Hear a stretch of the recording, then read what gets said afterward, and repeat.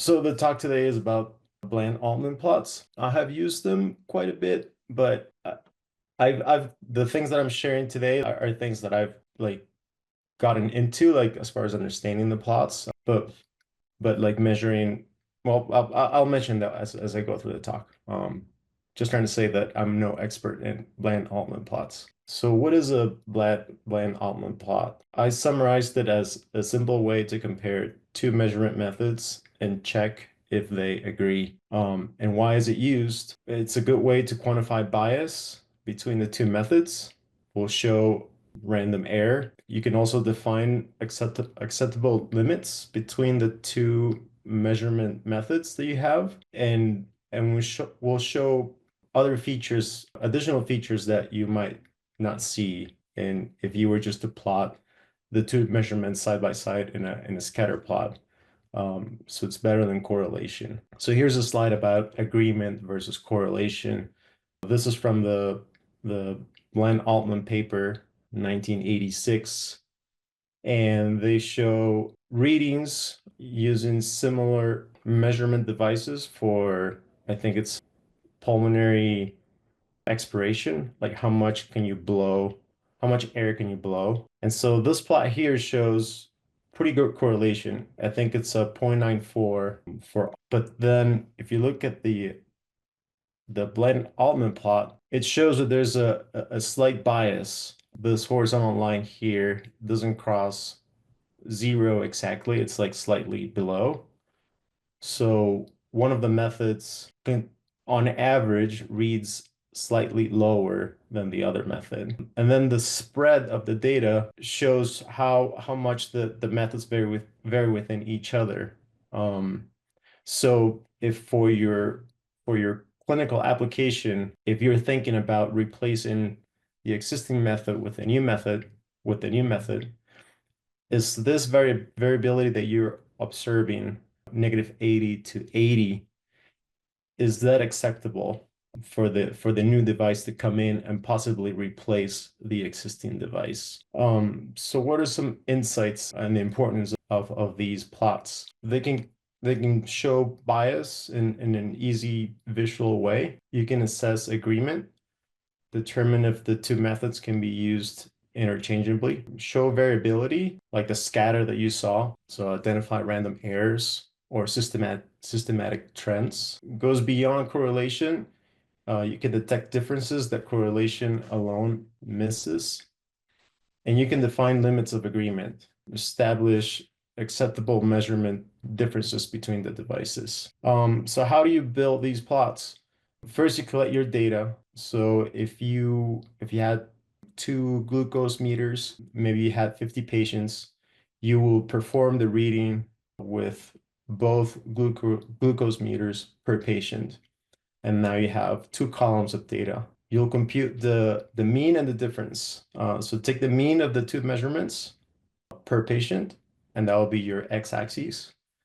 And then the y-axis will be the difference between the measurements per patient. Then you calculate the bias and the limits of agreement. The bias is the average of all the differences. That's going to plot as a horizontal line on your scatter plot. And then the limits of agreement are the bias plus or minus two standard deviations of the differences. So you take the standard deviation of the differences, multiply roughly by 2, and then add that number to the bias, subtract it from the bias, and those are going to be two horizontal lines that will frame the plot at the top and the bottom. And then you just plot the data with where did it go? Oh, with Python, it's fairly easy. I guess we don't need to go into that, but you can make these plots in Python or use a library or use Excel or some type of spreadsheet. So now I'm going to get into interpreting Bland-Altman plot. For this example, on the correlation plot, you can see that it's a nice like straight line. So you can see the correlation is pretty high. Then when you show the Bland-Altman plot, what do you see right away? I guess it's like right there, but that was not obvious just by looking at the correlation plot. One of the, so I guess it's plot A is always significantly below plot B, or by 8. Yeah, by 8. Yeah. Yeah. So this is artificial data, and data from column A compared to column B is exactly 8 units away from the other. And that's shown by the Bland-Altman plot. Here's another example. Here we have two glucose meters, and we can see there's like slight bias of 0.39. And then the limits of agreement show between -20 and 20. So the point of showing this is not just the limits of agreement and the bias, but also the general considerations about how how you how is it that you can use these plots to inform the research that you're trying to do. So if the sample size is large enough and the distribution of those differences is normal, you could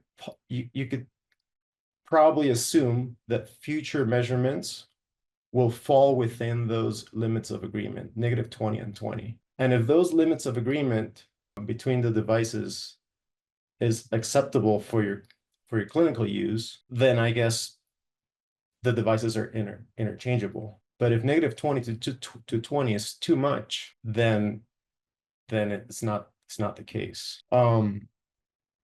Here's a case study from a paper. I wanted to use this as a sort of like an interactive example to see what people pick out, what can you interpret from these plots. The only new one here, it's the third plot. Instead of showing the absolute difference of the differences, it's showing the percentage difference, the percentage of the differences. Any thoughts? Well, the middle plot shows that there's a bias in the measurement. Yep, -7. And then the rightmost plot shows that there's still a negative bias in the same direction, but it's -0.5%. I think that's how it is. Is that right?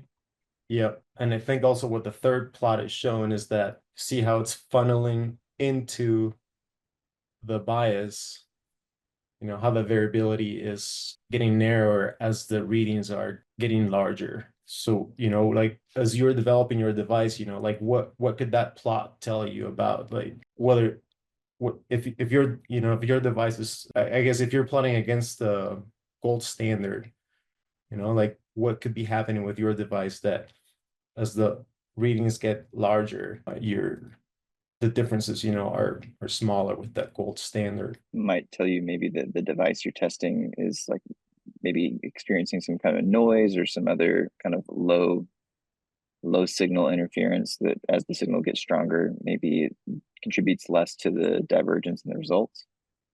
Yeah. Yeah. This is what I got from the paper. Well, obviously, high correlation does not equal perfect agreement. Methods A and B. Method A tends to measure lower than B. Yep. And then bias decreases at higher values. And here's another one, the fan shape. This one looks like no bias, but as the measurements, sorry, I don't know if you wanted another answer. As the measurements get larger, the error between the two also gets larger, kind of as a constant function. Yep, exactly. Yeah. And that error difference, the coefficient of variability is what they call it. It's constant. That's shown by the third graph.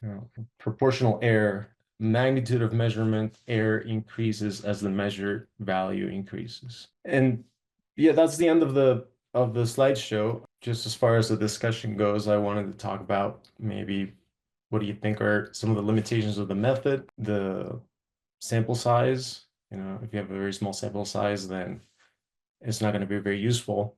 And then the normality of the differences as far as like the limits of agreement is concerned. So non-normal differences might not be, if you take a reading in the future, then that reading might not fall within those limits of agreement.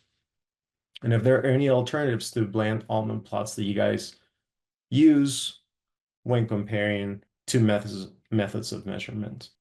I have a question for the more statistically minded among us, which is I took a statistics course in college, and for the life of me, I can't remember most of what I learned in that class. But what I do remember and seems relevant to this plot is this understanding of are these distributions normal? And that therefore implies whether or not using standard deviations is a reasonable limit of agreement. I guess how do you know if something is a normal distribution or not? Or how can you be reasonably sure that your measurements are distributed normally as opposed to some other distribution?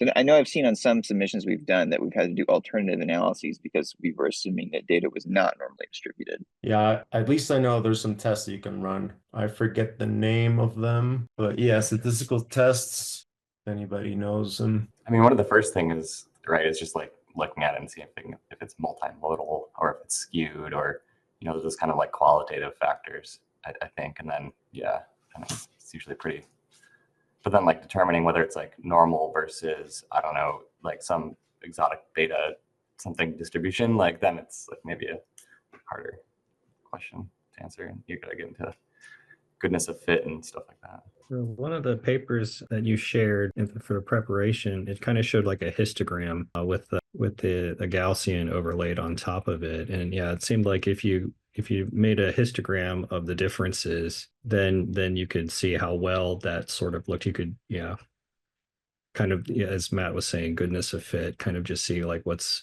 the error of that distribution compared to what you would expect with a true normal. I think there's also just like going to physical principles, right? Like, you know, is it even possible for something to take on negative values and like that kind of thing? Yeah, there's like certain measurements. If you have a measurement that is existing between 0 and 1, and you wouldn't usually use dice scores for a Bland-Altman plot, but say there's something similar, and that measurement is always like close to 0.9, then you're probably not getting a normal distribution because it's kind of like the distribution's just like squashed up towards the 9 value.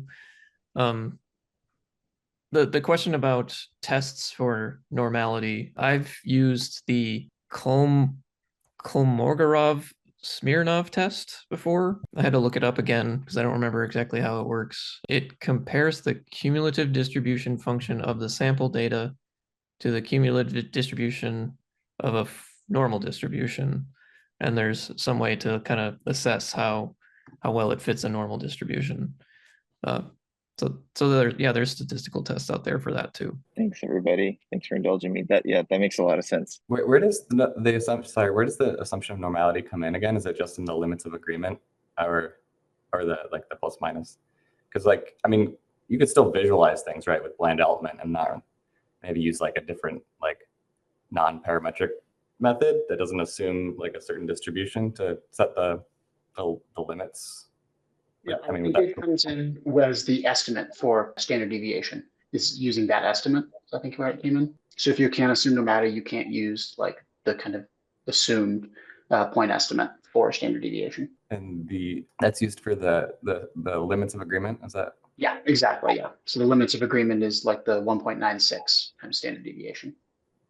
I see. So you could presumably do like a bootstrap confidence interval, non-parametric thing to set, you know, some kind of limits or expectation about where you expect the data to lie, I suppose, and kind of still do like a similar analysis, right, without the assumption of normality. Actually, the plot on the screen here, the one in the lower left JP screen, there's kind of that curved boundary on the data, like that could kind of be like a bootstrap confidence interval for the limits of agreement. I'm not really sure what that's showing right there, but then you should also ask, like, how useful would that type of limits of agreement be for, you know, someone interpreting those limits of agreements? It's very simple to say, you know, it's going to fall between these values, but if it's going to fall between these values and it like goes up and down like this, like how useful is that? It's just, yeah, something else to consider. What else have you guys used to compare two methods in the past? The FDA has asked for the mean absolute error of a measurement, usually as like an addition to the Bland-Altman plot. The Bland-Altman plot is great for the bias and the limits of agreement, but then the mean absolute error is just a good estimate of the overall error that your device has. And that's not usually shown in a plot. It's, you know, usually just a number. So it's less interesting, I would say. Is the Bland-Altman always kind of, I guess, like supplementary, or like as like a, what am I trying to say? Yeah, like is it always like supplemental to like a kind of other like hard and fast just like number, like a some threshold you choose beforehand, like some just numerical statistic that you say like, and or is there like the bias measurement ever used as like, hey, we have zero bias? Maybe this is a question about like how's it most typically used, as like an aid, or as like to show that like the bias is zero exactly in people's experience? Yeah, I don't know much. I don't know about the bias on its, but more like the limits of agreement, I think. Like how, like comparing. I remember for the submission that we did for the heart calcification project, comparing to the device. It was not the predicate device, but the device that was generating very similar readings. How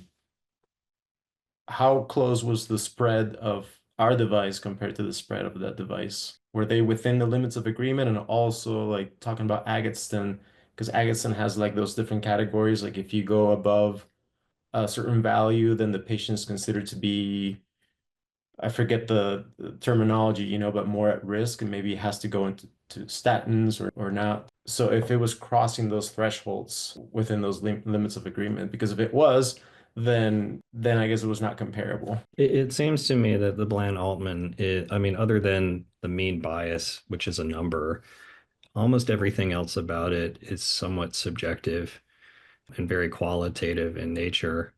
I mean, in some sense, it's great for us because, that gives us a lot of wiggle room for interpretation. But, the use of 1.96 or 2 or whatever it is you want to use for standard deviations, that sets a nice convenient upper and lower line for us to compare to. But, because it's based on the standard deviation, you're always going to have some data points above and below, because that's by definition kind of what it means, right? 95% of them are going to fit inside, 5% shouldn't. So, that by itself doesn't tell us a whole lot. But, it's just like qualitatively, like there was one plot that showed like the divergence like went like that.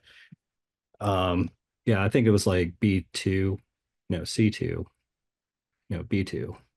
Yeah, that one. So like, for example, for that one, that would tell me like beyond about, like if you set your cutoff at 2 standard deviations, then that method, one of those methods is just plainly unacceptable past about like 2200. And then, it's kind of marginal and gets better as you get lower. But this is sort of a kind of a soft interpretation. It's not quantitative in that sense. One thing that I've run into with issues with Bland-Altman plots are outliers. If you have outliers in your data, it does tend to mess up your standard deviation calculation and, subsequently the limits of agreement. So yeah, I guess there's not a ton of like advice out there for what to do with outliers. Sometimes they're there. You can't do anything about them. Yeah, and I don't recall anything from this paper. It says you can just flat out remove them or anything like that. But yeah, that's another thing that often you run into in real world applications when you're comparing two measurement methods. And I guess that would be an outlier that has been vetted officially as an outlier. Like it's not like initially outliers could be a starting point to investigate. Like, is there an issue with, in the case of segmentations, like did it miss a little bit here, a little bit there? But then I guess once you're sure, that all of that is real, is true, then yeah, it's just an outlier and you can only explain it, I guess. Yeah, and in the context of Bland-Altman plots, an outlier would be the one method is measuring something vastly different than the other method. Like the value it's coming up with is just very different. And yeah, definitely investigate each one. But yeah, it's not necessarily that the data point itself, like the patient is an outlier. It could just be your method has caused an outlier. The use of the mean and standard deviation, like, so the mean and anything else based on it is like, it's, I guess, considered a non-robust statistics because, as Ethan pointed out, outliers can really screw that up. Has anybody seen the use of like more robust statistics to determine the upper and lower bounds? Like, for example, using a percentile or something like that. So, for example, the robust analogy to the mean would be the median, which is usually close. And then, you can have outliers that are infinity, and it actually wouldn't change the median. And likewise, it seems like you could, like, since it seems rather arbitrary to pick 1.96 standard deviations or any other number of standard deviations, you could sort of have a modified Bland-Altman where you use like a percentile instead. And then that kind of takes care of some of the outlier issues, maybe. Yeah, I've not heard of like using bootstrap confidence intervals or bootstrap methods to calculate that standard deviation, but it seems like that'd be an easy thing to apply here. But yeah, I think most people just kind of follow essentially this paper that this is how the confidence intervals, the limits of agreement are defined. And you better hope your data is normal. So just so I don't get the wrong takeaway from this, the normal assumption is only with respect to the differences of the original measures can be not normal, and it doesn't matter as long as the differences between them are normal. That's the only assumption Bland-Altman makes, right? So the differences are, I'm pretty sure there's some theorem and there's like the central limit theorem that says that those are usually approximate normal. That's more about the means of distributions. Like if you sample a distribution a bunch of times and take the mean of each sample, then that is going to be normal, is central limit theorem. But yes to the other thing, that the only assumption I think is that the errors are normally distributed, or the differences are normally distributed. Okay, so the original value, okay, it's not making any assumptions about the distribution of the original, okay. Yeah, I think so. There's this paper that I found that lack of sleep, I'm having trouble wrapping my head around it fully, but it mentions that it calls out specifically that a danger zone for using Bland-Altman is when one of the measurement methods is basically really close to like the actual truth, like it is consistently has negligible measurement errors, and the other one doesn't, because it will bias it towards looking like the one that has more variation is like wildly off, as opposed to, I'm probably doing a terrible job of it. I'm just going to drop the article in Slack, but I thought that was interesting. Are there any graphs that help explain what you were trying to explain? Yeah, I think further down there's even like a side-by-side of linear regression versus Bland-Altman. So their conclusion is that you should instead use linear regression to estimate these things. I think it's specifically when like one thing is, has very little variation in error and the other one does not. Seems like they're saying it's like a signal to noise ratio problem, which does kind of make sense. Like, I just want to say I feel like I've learned quite a lot from this presentation, because I really didn't know much of anything about Bland analysis, but I knew that it popped up in multiple FDA guidances and felt like a little bit of a poser for not knowing anything. So I appreciate the insight, and in particular, all the visual interpretations of the graphs that really helped kind of paint the picture of what's going on with this analysis. Yeah, same. Great. I was going back through my emails and seeing all the different projects I've used it on, but didn't quite process what was going on with it. And it was nice being able to look back at them with more context and kind of know what we were trying to achieve by presenting this information. So this has been really helpful for me. There's a lot of new people that keep showing up on the I didn't know that many people were. I thought it was only 5 in the presentation. There's 13. You've got a crowd.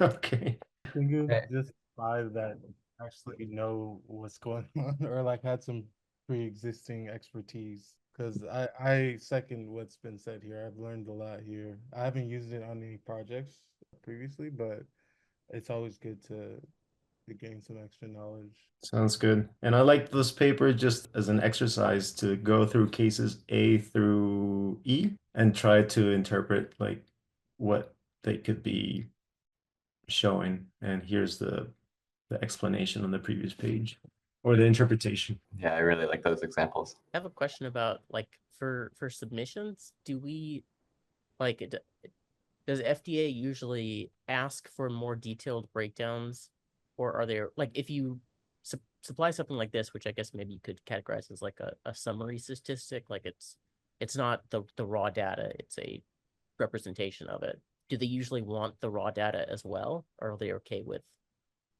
just providing things like this? I can comment. Do you mean raw data as in like every single measurement from every single method? Yeah, like basically, what did you use to create this visual representation? I guess maybe they would ask for that in an audit, but for submissions, I've only like given the Bland-Altman plot and the summary statistics. Okay. I mean, definitely have the data to back it up. Yeah. I mean, I'm sure there's been submissions out there that, you know, they maybe were not honest about their data or something like that. But yeah, usually like a Bland-Altman is a great summary of a lot of information. So I think that's why it's so it's used so often, is because it does explain a lot in just one plot. One of the clients that I'm working with, they are including a CSV as an attachment to the PDF in the E-star, but I don't think it was requested by FDA. But also in that case, the data that's going into it is feeding into the statistic that's like the primary like endpoint of their study, which I don't know if that would be the case for Bland-Altman. I'm not really sure what the reason is for including the CSV. I mean, it's not like a huge thing. It's like it's at the patient level, so it's like on the order of 100, not the points from 1,000 point scatter plot or something crazy. Yeah, I've actually had the FDA ask for it also, the raw data. We don't by default include it usually, but I've had them ask for it in a format that they can kind of play with it and do some of their own analyses. But yeah, typically I see it the way that Ethan mentioned it.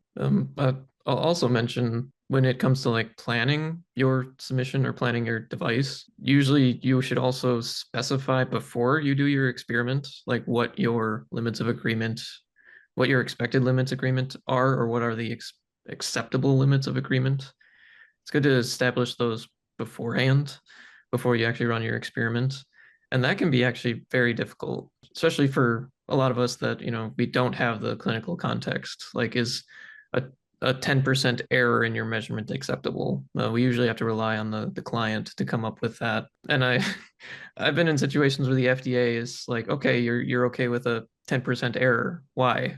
And then it's really hard to back it up. So yeah, that's another thing also to consider with this is like there may need to be some planning beforehand about what would be an acceptable error, and definitely need domain experts to come up with a justification why a certain amount of error is acceptable. And out of curiosity, how did you respond to the why? Did you find like a clinical source that said, hey, like this is why 10% makes sense or something? Like for one of the clients, it was like the human can really only see like a couple millimeters. So, you know, if the limits of agreement are within 2 millimeters, then you're okay.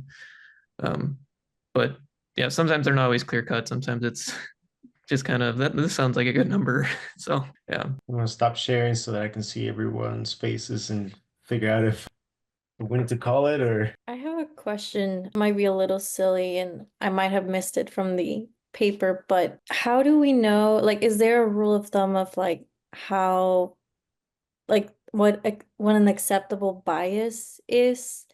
Like, do we care about that? Is that important? Or because I know, closest to 0 is best, but like, what does that mean? Like how close does it have to be? Yeah, just wondering if there's like a rule of thumb for that. And I also wonder if it's a consistent bias, if that is just something you can maybe calibrate on your device. I guess if you're measuring against some sort of a gold standard. Yeah, I think it would probably depend on the clinical context to kind of justify what's acceptable there. Like in the context of what we work on a lot, it's like segmentation. So if your device is consistently overestimating the size of a tumor compared to clinicians who are measuring it smaller, depending on the application, that could be acceptable if it's just for general detection and measurement. But if it's going to be used for like radiation planning or something that's like calculating a dose off of that, then it might need to be closer to 0. So I think it probably depends, but that was just like the one example I could think of where it might matter. One other example I can think of from I've done some personal work on building blood pressure systems, and what's interesting about blood pressure systems is it's actually quite difficult to take an oscillometric cuff and figure out what the blood pressure is, especially if your pathology, if you're on either end of the extreme of what your blood pressure is measuring. And so what's interesting is if you compare measurements from devices, they will have this kind of systemic bias, and then there will also be kind of like a scaling bias. It's not exactly linear, but it's like if you can identify like the difference between what's an okay blood pressure and a not okay blood pressure is relatively small given like the magnitude of what you're measuring, and it's especially like it matters if it's consistently wrong.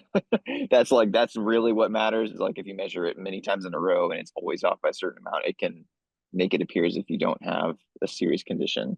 So like and in some cases, like blood pressure, for example, there are actually I think it's a NIST standard, but there are like internationally recognized standards now for what those acceptable thresholds will be. So for certain metrics that are well known, there might already be existing clinical standards that you can just kind of use as your justification, which could make it a little easier. Yeah, and one other thing I thought of that I've seen is if you're trying to justify like acceptable thresholds or biases, I've seen using like inter-reader variability and comparing like two readers and doing the Bland-Altman comparison. And if you can show that, you know, the readers are farther apart than your device and the average reader, then that's one way to kind of clinically support why it's acceptable is because amongst professionals, you're still within that threshold. So I know we at least tried to leverage that strategy with one recent project, but yeah, I'm not sure if that would always be helpful, but something to think about if you're dealing with like multiple readers that you're comparing against, you could try that. Piggybacking off of Reese's comment about like blood pressure devices and things, it almost seems like you could use the Bland-Altman analysis to kind of as a calibration tool too. And I think somebody else had mentioned something similar to that. Have you guys seen that used that way? Like for example, you detected a bias and then, you know, maybe you can have a justification, like maybe there's hysteresis in the system or something like that. And then you use the Bland-Altman to have a bias correction and then, you know, flatten out that curve and things like that. I know I was working with an IVD company that was doing some type of analysis like this for, you know, every lot run of their strips would be slightly different. And so they would do a comparison like this to see what is the difference from what the software had been calibrated for originally. And then every single lot, there's like an app that they use to scan these strips, and the app would have a different calibration based off of the lot of the strip. So that's one place I've seen it applied. I could conceivably see it used in like the development of a device, but I think the proper way to do it would be you have like a tuning set where, you know, it's a large enough sample that you could develop your device, the measurement method, and compare it to the ground truth. And then once you determine your bias, you know, add a calibration, but then you would need to go test that on a brand new set of data and submit that to the FDA. I think that's the only like clean way of doing it if you were going to incorporate a bias correction. Yeah, and I guess trying to identify what's the source of that bias and correct it in another way besides just a factor, if it's possible. Okay. Oh, sorry. I can throw in one more No, quick no. question, which is I'm curious if anyone, so we saw that like E shape where it's like a caret going this way, which to me makes sense. Like I would imagine you'd probably see that a lot with like, you know, like Reese was saying with noise and like sensitive devices and like amplifier circuits and things like that. I'm curious if people can think of any examples of where it would be like tight in the middle and then both ends would be off. I imagine there's got to be situations where that happens, because that kind of makes sense in either both small and large volumes you see bigger differences. I'm just having trouble thinking at the moment of examples. It's like a band pass filter or something. I think, yeah, where that may happen in real life is when, like, say we're measuring size or something like that. Really small sizes can be really hard to measure because your measurement stick doesn't go down very far, but then also very large sizes could be hard to measure. for whatever reason. So I think that would be the situation, perhaps. Yeah. Yeah, when I first looked at that plot, I thought I was confused about the V shape because I thought if one instrument I thought I was thinking about the one instrument being biased one way, only on the positive or the negative. So I was thinking more of just a slope line, but not the V. But I guess the V or the sideways V is more like the percentage difference is both on the high and the low end, plus or minus 5% difference. One other example I could think of like the hourglass shape would be like I think like people were mentioning like a bandpass situation where like maybe you have like a thermistor circuit that's calibrated for a certain temperature range. And if it's really tight, then you would be getting extreme error on either side of the boundary, which might be acceptable if you're able to kind of nail down exactly what you want your range to be. See like weighing scales having trouble with really, really large weights and also with really small weights lead to a similar like hourglass shape. All right. Thank you so much. Yeah, Great thanks. topic. This was Great great. topic, JP. All right. Have a good one. Thank you. Thanks everyone. Bye. Thanks, y'all. See ya.